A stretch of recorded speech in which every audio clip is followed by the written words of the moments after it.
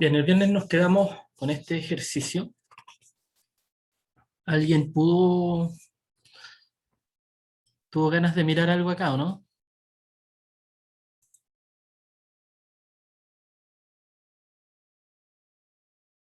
Bien. La situación era la siguiente.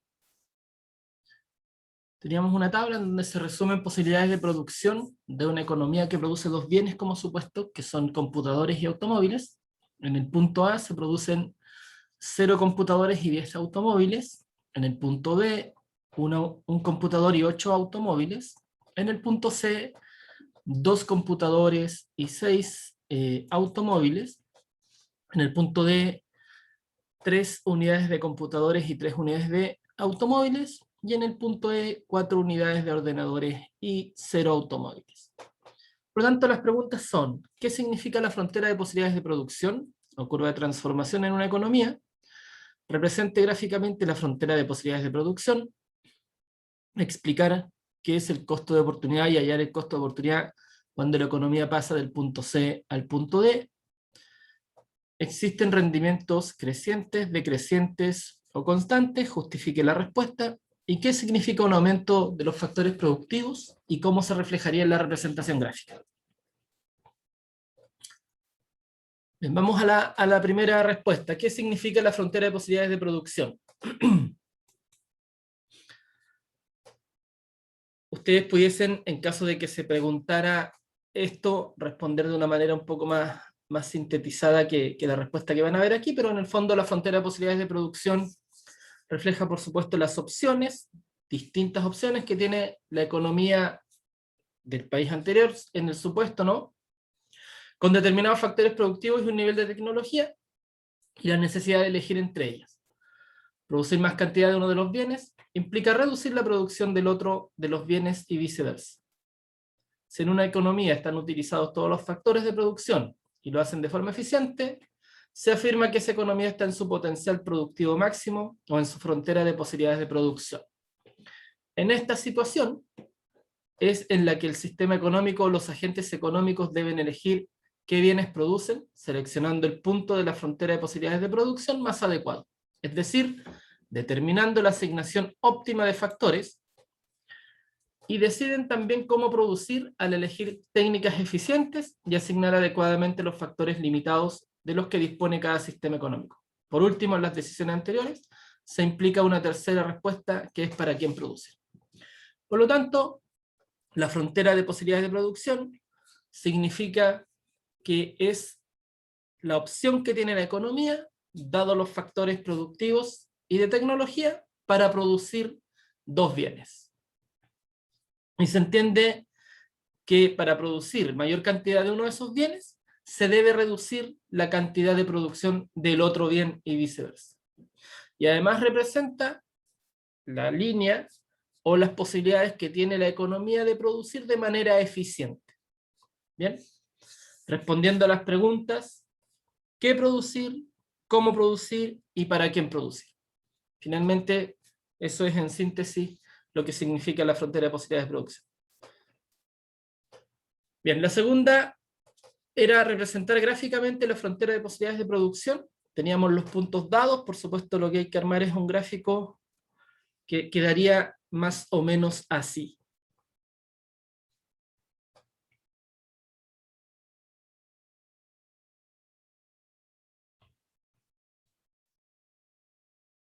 Cuando quiero producir 0 cantidad de computadores, puedo producir 10 unidades de automóviles.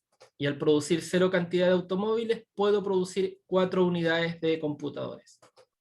Dadas las tecnologías y factores productivos que tengo en esta economía.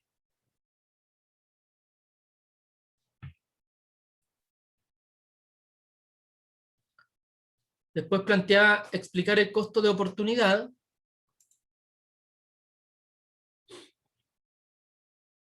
Y hallar el costo de oportunidad cuando la economía pasa del punto C al punto D. Bien, ya sabemos que el costo de oportunidad de verdad de un bien es la cantidad de otro que yo voy a dejar o voy a renunciar para obtener del primero. En el caso de la economía, es un problema que se presenta por la cantidad que disminuye la producción de automóviles para generar o fabricar computadores. Si el sistema económico está en plena producción y eficientemente utilizados todos los factores productivos, aumentar la producción de uno de esos bienes supone la reducción de otro. Por lo tanto, esa reducción es el costo de oportunidad.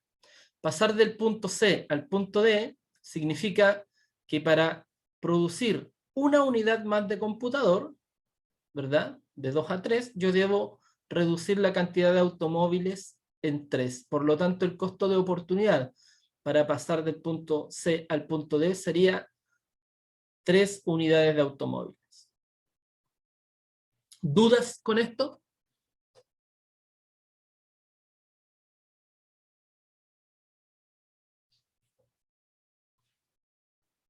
¿Dudas hasta aquí?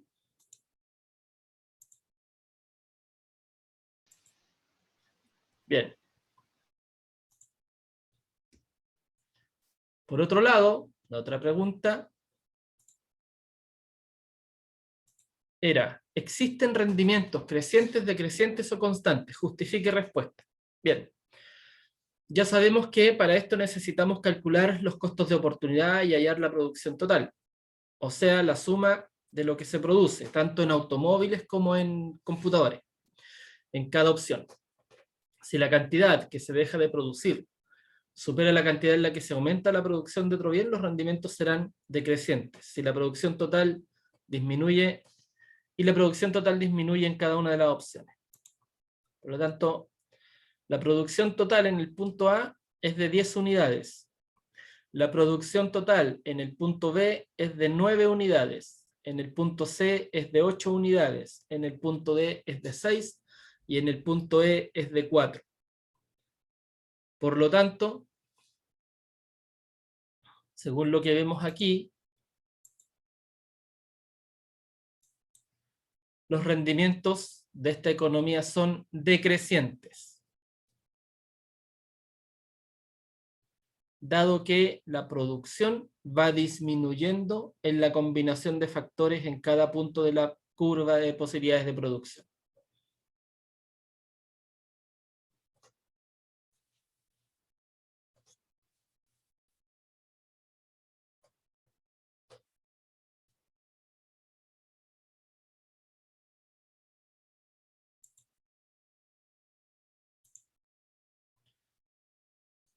¿Qué significaría un aumento de los factores productivos y cómo se reflejaría en la representación gráfica? Si aumentara la dotación de factores de producción, que podría aumentar con el tiempo, la curva de frontera de posibilidades se desplaza hacia la derecha, representando el crecimiento de la economía por el aumento de los recursos. Por lo tanto, podría significar un aumento, si aumentamos las tecnologías, tiempo y material de trabajo, podría significar que la curva se desplace hacia la derecha, pudiendo aumentar la cantidad de unidades de producción de cada bien.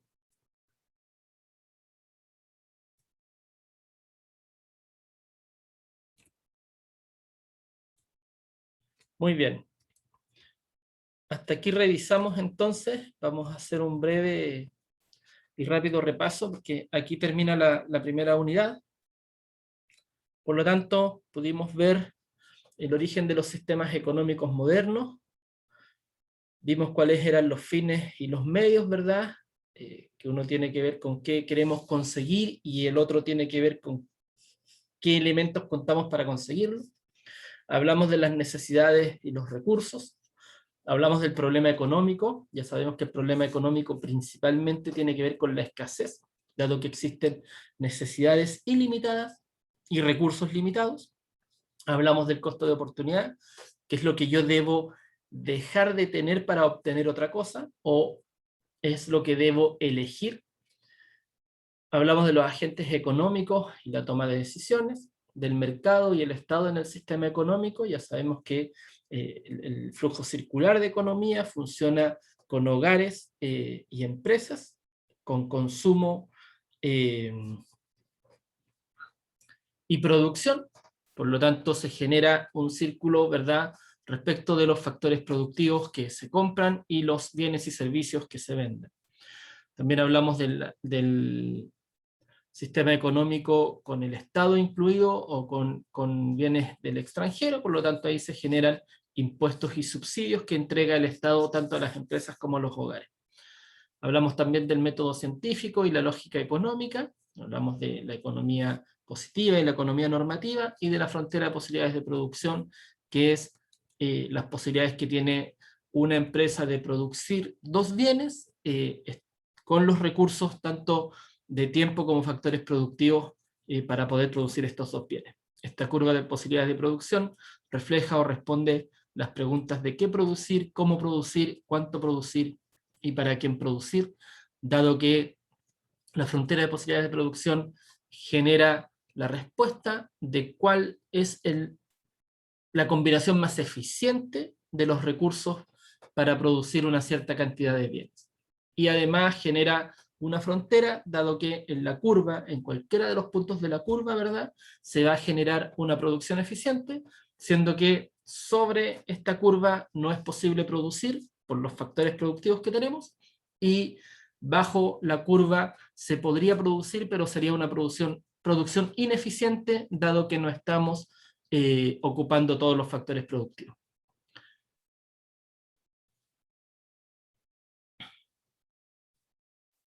Bien, vamos a partir entonces con la unidad 2.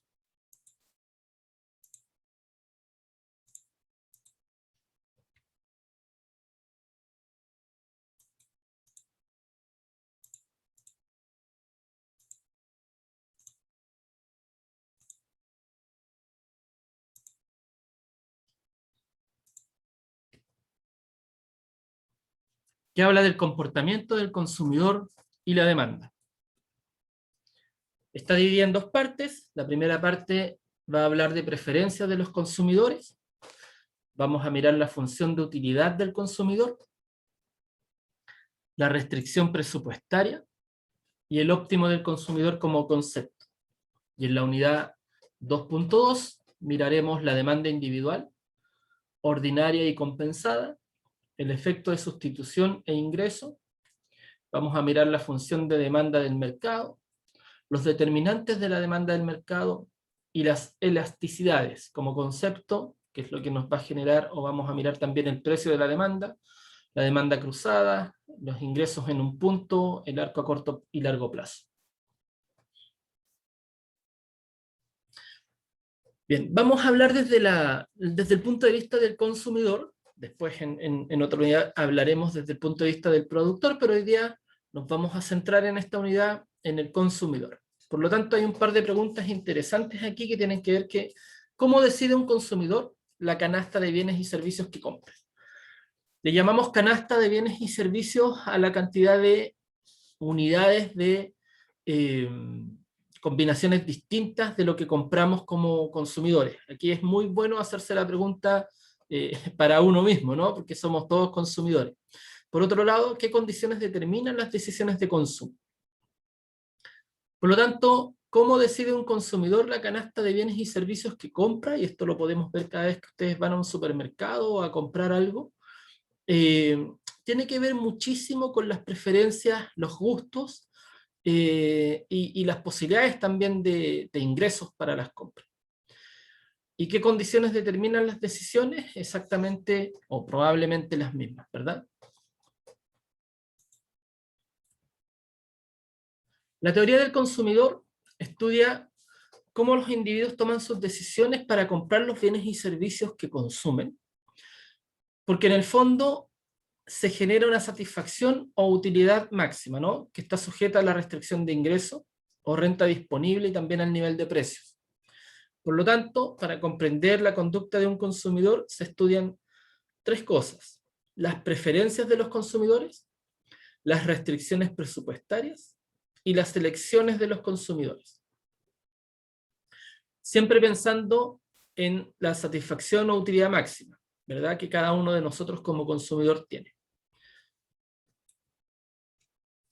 Por lo tanto, respecto de las preferencias, lo que vamos a ver es que siempre el consumidor prefiere más o quiere tener una mayor cantidad de satisfacción o utilidad, aunque tenga varias alternativas de elección, ¿no? Por lo tanto, el primer supuesto es que el consumidor elige la canasta de consumo que más prefiere o la que le otorga un mayor nivel de satisfacción. Y por otro lado, una canasta de consumo está compuesta por uno o más bienes. Por lo tanto, desde esa figura, cuando hablamos o cuando elegimos como consumidores qué consumir o qué composición de bienes son los que vamos a consumir, principalmente tienen que ver con las preferencias o los niveles de satisfacción. Por ejemplo, a mi hija mayor no le gusta el zapallo italiano. Cuando ella vaya al supermercado a hacer su compra o a buscar su canasta, jamás va a comprar zapallo italiano, porque eso no le genera ninguna satisfacción. ¿Ok? Por lo tanto, ahí hay una limitante interesante que tiene que ver con los gustos. Por otro lado, muchas personas también como consumidores tienen la posibilidad de ir a comprar su canasta al Jumbo, pero hay otra cantidad de personas que tienen la posibilidad o les gusta ir al OK Market o al Super 10. Por lo tanto, ahí tenemos que ver con no solamente los gustos, sino que la restricción presupuestaria, que es lo que veíamos antes, ¿no? Ahora, los supuestos básicos de las preferencias son que son completas. El consumidor es capaz de comparar dos canastas de consumo y elegir cuál de ellas prefiere. Pero el consumidor requiere de bienes y servicios los cuales son fuentes de satisfacción y de utilidad. Por lo tanto, consume la totalidad de lo que necesita comprar, ¿verdad? Cuando vamos al supermercado no compramos la mitad de un zapallo italiano, lo compramos completo, por supuesto, ¿sí? Otro supuesto básico tiene que ver con el concepto de transitividad. Si el consumidor prefiere la canasta A sobre la canasta B y prefiere la canasta B sobre la canasta C, entonces debe cumplirse que prefiere la canasta A sobre la canasta C. Esto por la ley de la transitividad, ¿verdad? Eso significa que la canasta A, por supuesto, le genera mayor satisfacción que la canasta B, por lo tanto, debe cumplirse que el consumidor va a preferir la canasta A por sobre la canasta C. Bien, teniendo bienes X e Y, con la función de utilidad, ahí podemos ver que efectivamente se cumple que se prefiere la canasta A o la utilidad U sub 2. Por otro lado, otro supuesto es que la canasta es reflexiva, o la utilidad es reflexiva para el consumidor. Cualquier canasta de consumo es tan buena con ella misma. El consumidor elige alternativas maximizando su satisfacción, lo cual depende de sus propias y, comillas, relativamente fijas preferencias. Los consumidores siempre prefieren una cantidad mayor de cualquier bien a una menor, porque desde el punto de vista de consumo es insaciable. Y esto opera en un mercado de libre elección y los consumos son perfectamente divisibles. Otro supuesto es que la curva de utilidad es convexa, tiene convexividad.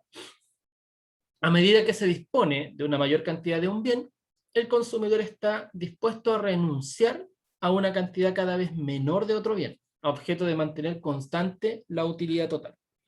Aquí no se considera el factor de tiempo y es un enfoque individual, ¿sí? Por lo tanto, cuando yo prefiero o cuando requiero una cantidad mayor de un bien, estoy dispuesto a renunciar a una cantidad menor del otro bien. Como se ve aquí en la gráfica, si yo prefiero una mayor cantidad del bien Y, estoy dispuesto a sacrificar una menor cantidad del bien X para obtenerlo. Y la utilidad es una función, que es una puntuación numérica, que representa la satisfacción que tiene un consumidor de una cesta de mercado X. Hay un grado de satisfacción que tiene el individuo al consumir bienes económicos limitados y bienes libres, que siempre tienen la tendencia a consumir más de un bien. Por lo tanto, la función de utilidad, que es una relación matemática, ¿verdad?, entre la utilidad y las variables que la componen, en la cual se asigna un nivel de utilidad a una cesta de mercado. La utilidad entonces está en función de los bienes X e Y. Es ordinal porque ordena las cestas de mercado, pero no indica cuánto prefiere una de la otra. Y desde el punto de vista cardinal describe cuánto se prefiere una cesta de mercado a otra. La ordenación ordinal es suficiente para explicar cómo toman decisiones la mayoría de las personas, ordenando, ¿verdad?, cuáles son sus preferencias. Existe otro concepto, que es de utilidad marginal, que mide la satisfacción adicional que reporta el consumo de una cantidad adicional de un bien. Y la ley de utilidad marginal decreciente indica la satisfacción adicional que obtiene el consumidor, disminuye a medida que se consume una mayor cantidad de bienes. Por ejemplo, en la tabla podemos ver la cantidad consumida de helados en kilos. Cuando consumimos 1 kilo de helado, yo tengo 100 unidades de utilidad, por lo tanto la utilidad marginal es de 100. Pero cuando consumo 2 kilos de helado, mi satisfacción es de 180, pero la utilidad marginal es de 80. Por lo tanto, ahí podemos ver que si yo quiero consumir 5 kilos de helado, mi satisfacción o mi utilidad es de 300, pero mi utilidad marginal es menor porque queda en 20. Por lo tanto, en un ejemplo de utilidad total y marginal, vamos a ver que la utilidad siempre es creciente, ¿verdad?, de alguna forma, pero la utilidad marginal es decreciente o con curva negativa. Por lo tanto, la utilidad depende de un solo bien. La utilidad total, la función que mide en útiles, ¿verdad?, la unidad marginal, que es la derivada de la utilidad, y X sería el número de cucharadas de azúcar que vamos a consumir. ¿Dudas hasta aquí?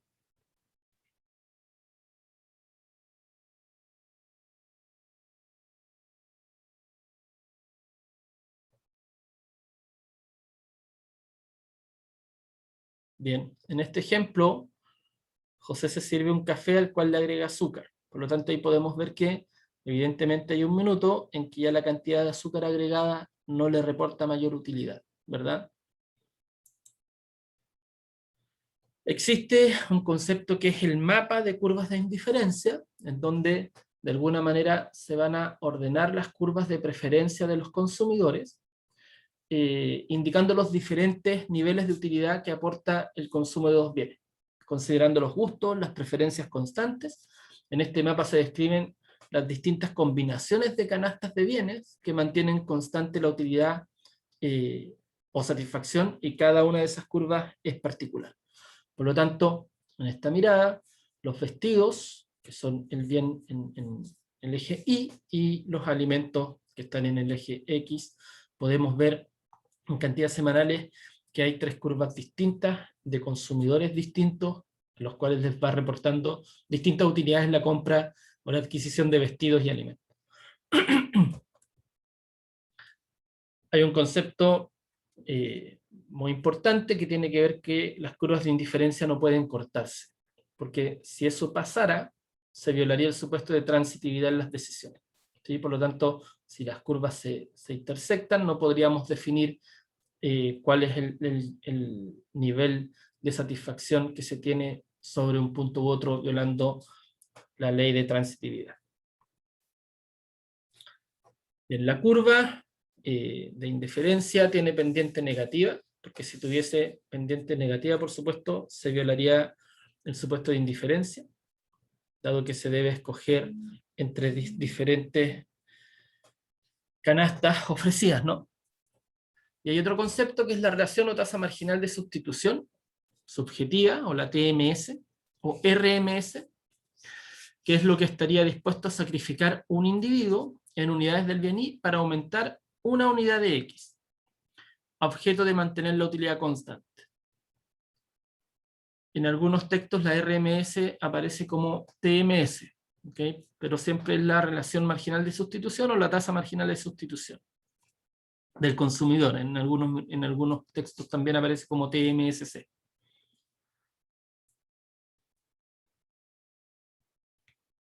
Entonces la relación marginal de sustitución lo que supone es la cantidad de bienes que yo estoy dispuesto a sacrificar para obtener una mayor cantidad de otros, ¿sí? Y la vamos a ir mirando desde el punto de vista de la función de la derivada de la utilidad respecto de la derivada de la utilidad de X, dividido en la derivada de la utilidad dividido en la derivada del bien X, del bien Y, perdón. Ahí está la fórmula, la vamos a ver más adelante con algún ejercicio más práctico, pero en el fondo lo que genera la relación marginal de sustitución es la cantidad de bienes que yo estoy dispuesto a sacrificar de un bien para obtener una cantidad adicional de otro. Cobb-Douglas postula la siguiente función como funciones de utilidad, ¿cierto?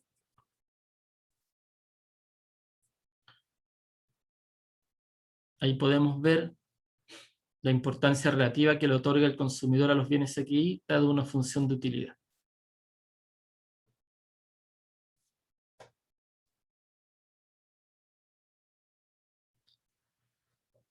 Existen distintos tipos de bienes a propósito de las curvas de utilidad para poder graficar también, que tienen que ver con el consumo de cada uno de estos bienes, ¿no? Las posibilidades de consumo de cada uno de estos bienes por parte de los consumidores. Los bienes sustitutos perfectos son aquellos que proporcionan el mismo nivel de satisfacción al consumidor a una tasa constante. En el ejemplo que vemos aquí tenemos el jugo de manzana y el jugo de naranja, y vemos que a los consumidores que aquí aparecen les da de alguna manera la misma cantidad de satisfacción beber un vaso de jugo de naranja o un vaso de jugo de manzana, o 2, o 3, o 4. Por lo tanto, desde esa perspectiva, A y B son mayores a 0. ¿Sí? Por lo tanto, aquí lo que vemos es que la curva de utilidad es recta, dado que efectivamente están dispuestos a sustituir la misma cantidad de vasos de jugo de naranja por vasos de jugo de manzana o el mismo consumo. Existen los bienes que son complementarios perfectos en la demanda, que son bienes que siempre se consumen juntos y en proporciones fijas. Por ejemplo, los zapatos, porque efectivamente para ocupar un par de zapatos siempre tiene que ser el izquierdo y el derecho, ¿verdad? Por lo tanto, las curvas de indiferencia en este caso tienen forma de ángulo recto, pero no necesariamente el consumo de los bienes es el mismo. Por lo tanto, si yo quiero ocupar o tengo un par de zapatos, tengo que tener un zapato derecho y uno izquierdo, y así sucesivamente respecto de la cantidad de pares que consuma o que tenga, ¿verdad? O que quiera comprar. Existe otro concepto que está asociado que tiene que ver con los males. Por supuesto, su consumo disminuye la satisfacción. Por ejemplo, por supuesto, el veneno. Cuanto menos se consuma es mejor. Aquí podemos ver en la gráfica la contaminación del aire respecto del consumo de cigarrillos. Los males, la curva en este caso, es una curva que es de alguna manera cóncava, ¿no? Y que mientras menos cantidad se genera mayor satisfacción. Existen también los bienes neutros, que son aquellos que no producen ni mayor ni menor satisfacción. Por ejemplo, el aire en el campo. Hay consumidores a los que no les genera ni mayor ni menor satisfacción. Por lo tanto, la satisfacción en este caso es constante y se grafica o se representa con una línea recta vertical. Aquí podemos ver distintos tipos de gráficos de bienes, con bienes complementarios, con bienes sustitutos, ¿sí? Que son aquellos que, como decíamos, da lo mismo o genera la misma satisfacción consumir una cantidad de uno y una cantidad de otros. Los bienes neutros, cuando tenemos la definición de consumir un bien y un mal, vamos a tener curvas de este tipo, porque evidentemente vamos a preferir consumir más bien que mal en este caso, o cuando tenemos dos males vamos a tener una situación de que vamos a acercarnos mucho más al eje del centro, y cuando tenemos dos bienes, por supuesto, queremos aumentar la satisfacción, por lo tanto nos vamos a alejar del centro, ¿verdad? Las líneas rojas son las que representan hacia dónde se van a mover las curvas para obtener una mayor satisfacción.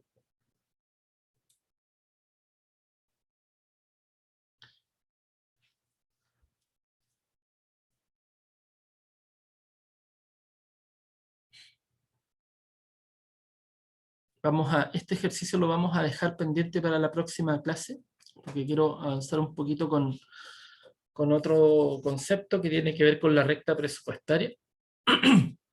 Dado los precios absolutos de los bienes y la renta del consumidor, es posible definir una restricción de presupuesto. Esto funciona de una manera muy similar a la curva de posibilidades de producción, o a la frontera de posibilidades de producción.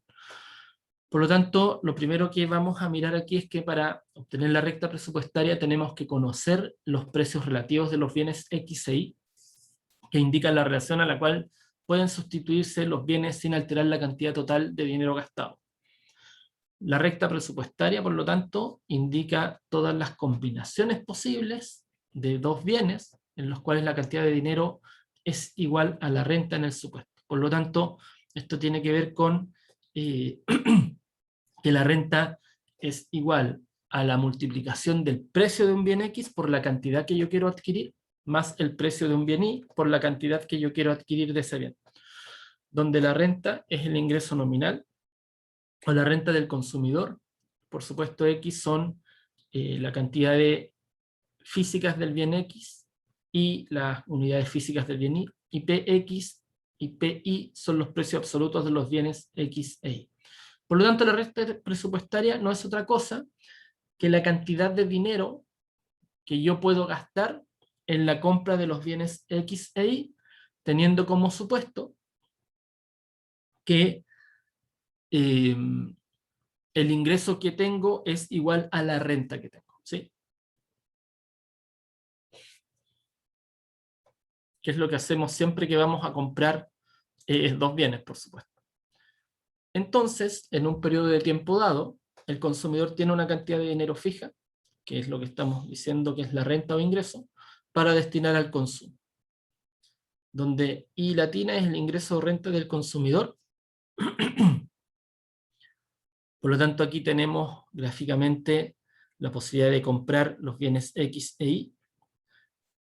La restricción presupuestaria va a estar dada por la multiplicación del precio de X por la cantidad que puedo comprar más el precio de Y por la cantidad que puedo comprar. De ahí podemos ver que, al igual que en la frontera de posibilidades de producción, hay un espacio de presupuestario que está indicado por el punto A, que podría ser ineficiente en la combinación de bienes, dado que en ese caso no me gastaría toda la renta que tengo.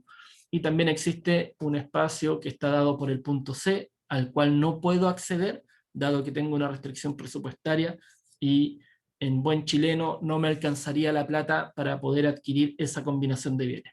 Por lo tanto, todos los puntos de combinación posibles en la recta que me da la restricción presupuestaria son totalmente eficientes dado los precios constantes y el ingreso constante del consumo.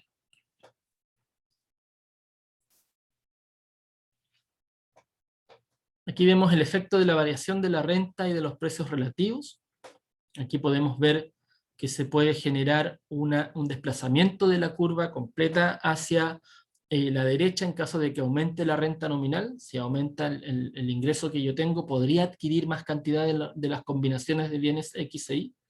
Y por otro lado, si disminuye el precio de X, yo también podría generar una mayor cantidad de unidades de ese bien. Por lo tanto, también podría ser que la curva se desplace solamente respecto de un bien hacia la derecha, si el precio de Y se mantiene constante y el precio de X disminuye.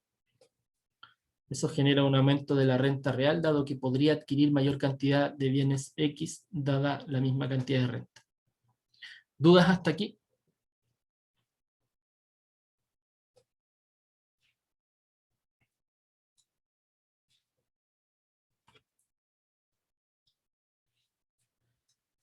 Bien, hay tres preguntas de análisis. ¿Cómo cambian los precios relativos y la renta si se duplican los precios absolutos? ¿Cómo cambiaría su respuesta si varían en distinta proporción los precios absolutos? Si sube el precio del pan y el precio de la margarina se mantiene constante, ¿varía la capacidad de compra de un consumidor?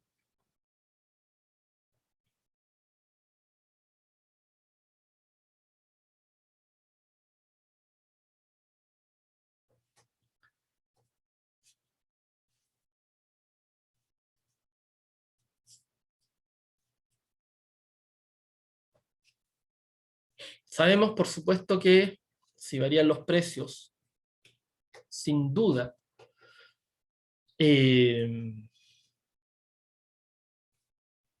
al cambiar los precios absolutos, por supuesto que nuestra posibilidad de comprar aquellos bienes disminuyen, dado que la renta se mantiene constante, ¿no? O habría una disminución respecto de la posibilidad de compra de estos bienes, por lo tanto la renta disminuye desde el punto de vista relativo. Ahora, si varían en distinta proporción los precios absolutos, si sube el precio del pan y el precio de la margarina se mantiene constante, yo podría eventualmente comprar menos cantidad de pan, manteniendo la cantidad constante de consumo de mantequilla o de margarina, dado que estos son bienes que se consideran eventualmente complementarios, ¿no? Por lo general, en Chile todos consumimos pan con margarina, es muy difícil que solamente se consuma margarina sola, en este caso sería la compra de pan y margarina. Si sube el precio del pan y el precio de la margarina se mantiene constante, lo más probable es que se genere una disminución de consumo de pan. Ahora, ¿varía la capacidad de compra de un consumidor?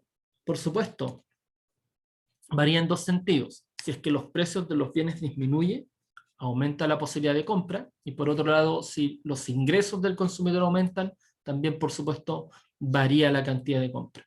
Lo mismo pasa al revés, si aumentan los precios y disminuye la renta, también varía la capacidad de compra de los consumidores dada la recta presupuestaria. ¿Se entiende hasta acá, verdad?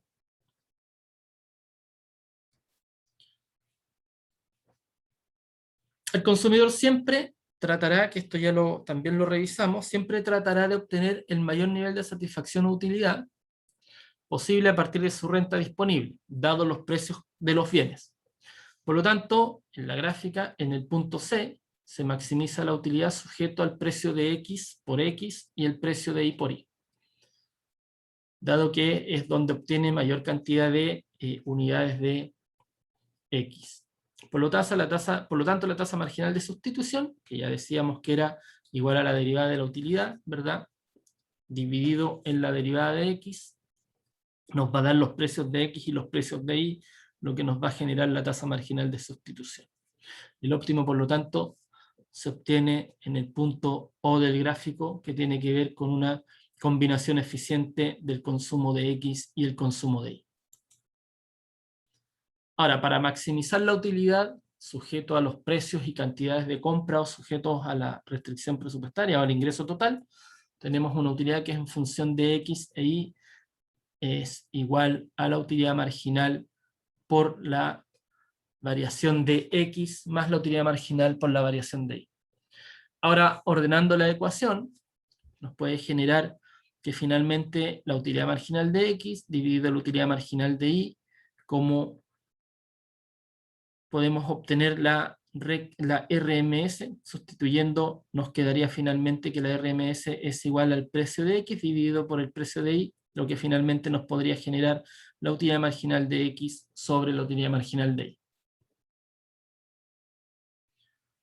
Utilizando la condición de óptimo del consumidor, donde se cumple que la relación marginal por un lado de sustitución y la relación de precios son iguales en el equilibrio del consumidor, la utilidad marginal por peso gastado de los bienes X e Y son iguales si y solo si el precio de X es igual al precio de Y, sean igual a 1. Ahí tenemos la representación matemática de esta definición. Por lo tanto, las variaciones del precio de un bien en la curva de precio-consumo muestran las combinaciones posibles de dos bienes que maximizan la utilidad cuando varía el precio de uno de ellos. En el ejemplo vemos que si permanecen constantes tanto la renta como el precio de Y, varían los precios relativos y el ingreso real. Una variación de precios cambia el ingreso real y origina un efecto renta en el cual los consumidores tienden a consumir más de los bienes si bajan de precio. Se produce por lo tanto un efecto sustitución, es decir, el efecto nos genera que puede existir una mayor compra del bien X. O hay un incremento en la cantidad demandada de un bien normal, ¿sí? Que es lo que aparece gráficamente demostrado.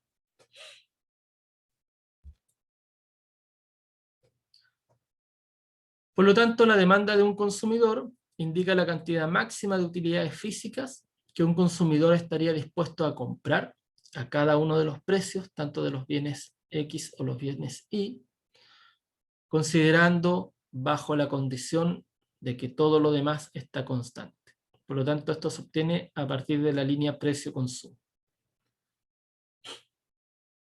Aquí entonces tenemos en el gráfico el precio relativo de las revistas y la cantidad de revistas que puede comprar un consumidor.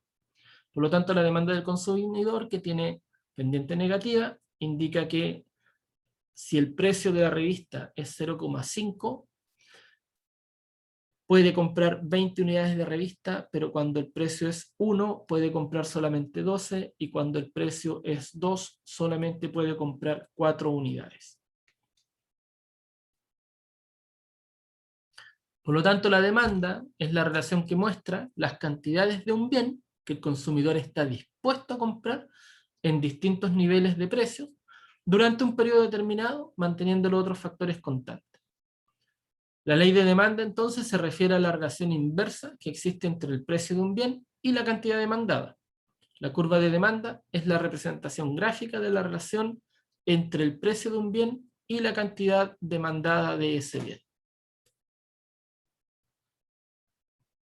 Por lo tanto, hay algunas propiedades de la curva de demanda que indican que el nivel de utilidad que puede alcanzarse varía a medida que nos desplazamos a lo largo de la curva de demanda. Cuanto más bajo es el precio, más alto es el nivel de utilidad y menor la utilidad marginal. Por otro lado, en todos los puntos de la curva de demanda, el consumidor maximiza utilidad siempre y cuando adquiera la máxima cantidad al precio respectivo. Esto está dado por el nivel de renta, por lo tanto, el supuesto significa que debiera gastar toda la renta que tiene respecto del precio y la cantidad comprada del bien. Hay un concepto que se llama demanda ordinaria marshalliana, que surge del problema de maximización de la utilidad sujeto a la restricción presupuestaria. Esto indica que el consumidor no puede alcanzar todas las utilidades que requiere, dada la restricción o ingreso que tiene.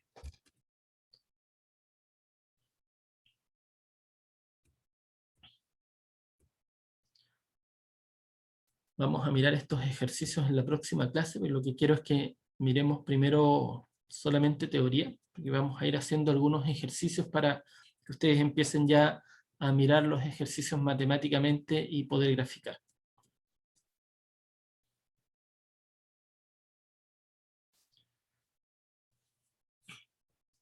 Cuando varía la renta, en la posibilidad de renta a consumo, que es el conjunto de cestas óptimas de un mapa de curvas de indiferencia, que se obtienen cuando varía el ingreso. Aquí podemos ver que si el ingreso o la renta varía, se pueden generar cambios en la curva, ¿verdad?, de ingreso-consumo, desplazándose hacia la derecha, dado que yo podría comprar muchas más unidades de libros, en este caso, o revistas, dado que mi renta aumenta, lo que hace que se genere una distinta o aumente la curva de consumo.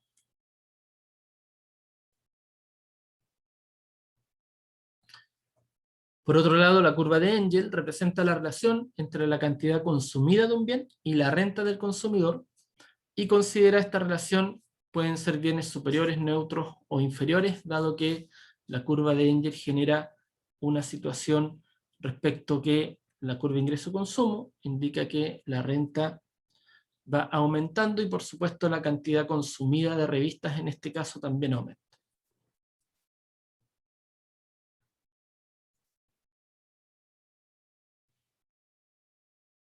Este ejercicio lo vamos a ver en la clase siguiente.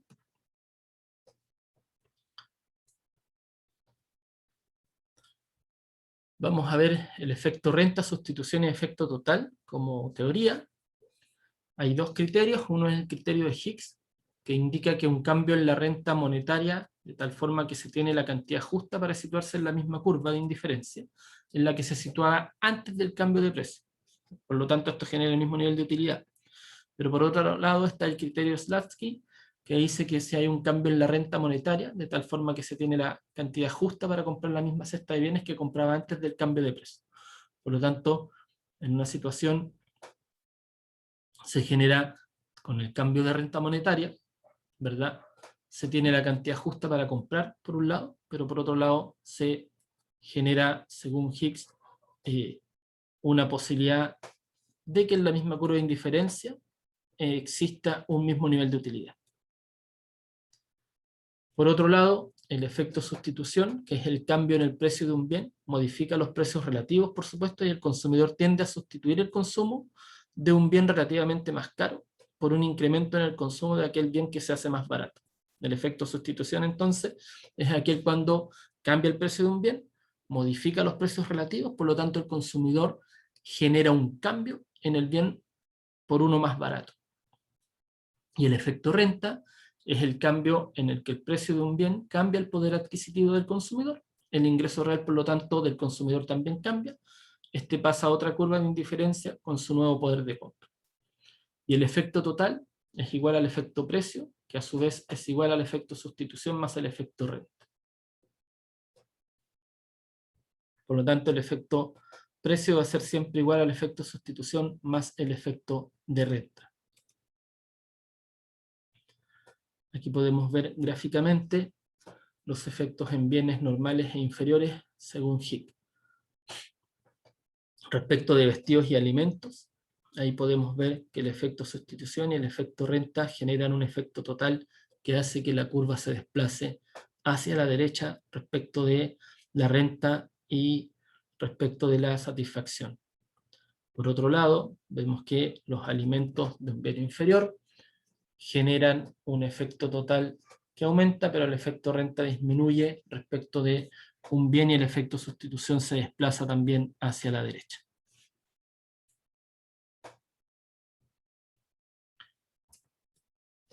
Según Hicks, existe un efecto en los bienes llamados de Giffen que violan la ley de la demanda. Se da algo que se conoce como la paradoja de Giffen, en donde el efecto renta es mayor que el efecto sustitución, lo que hace disminuir el consumo ante una baja en el precio del bien. Vamos a mirar con mayor detalle este efecto en las próximas clases.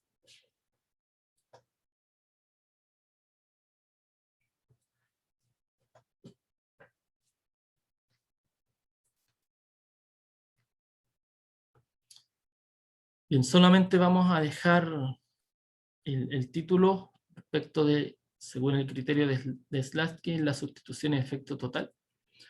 El criterio dice que un cambio en la renta monetaria, de tal forma que se tiene la cantidad justa para comprar la misma cesta de bienes que compraba antes del cambio de precio. Por lo tanto, aquí se genera una mirada un poco distinta de lo que planteábamos en el ejercicio anterior con Hicks.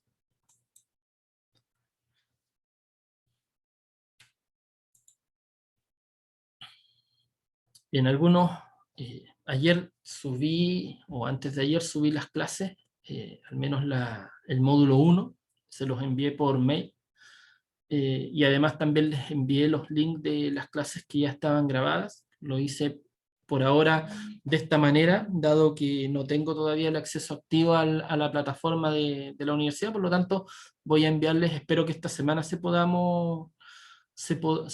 pueda tener acceso a la plataforma para poder alojarlo ahí, pero mientras tanto se los voy a seguir enviando por mail. Jorge me pregunta dónde está este PPT. Entiendo que está en la plataforma, Jorge, pero de todas maneras yo la voy a mandar hoy día al mail, como las mandé la vez anterior. Las clases ya están, les mandé también los links, voy a enviarles el link de esta clase también ahora durante el día. Así que eso lo vamos a dejar hasta aquí por hoy. Espero que tengan una buena semana y nos vemos el miércoles. Chao, profe.